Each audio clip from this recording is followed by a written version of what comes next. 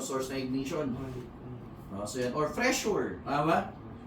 So, caught in and caught in between. No? So, during the process of your equipment operation, and then there is no proper isolation. And then there are so many working personnel who are continuously doing or simultaneously doing yung process. And then on foot, meron pong mga equipment na pwede silang extract doon sa mga stationary parts of the structure or same ng equipment.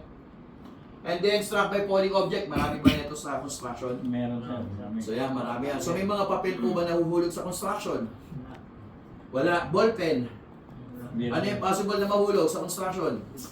Debris like what? Anilyo. Tama? Semento. No? So semento siguro pagka sinadya, mahulog yun. Precast. Yan. So lalo pa if you fail to check yung kanilang mga lifting point, hollow blocks. Yan. So yung mga rebar, aluma.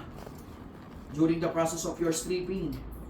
Kuha. No, so napaka-delikado. So that's why you need to check if your fall protection system is appropriate and completed. Okay? Or we are securing so yung external structure ninyo, so by means of placing yung mga safety catch umbrella, enclosure by means of netting, and so many others.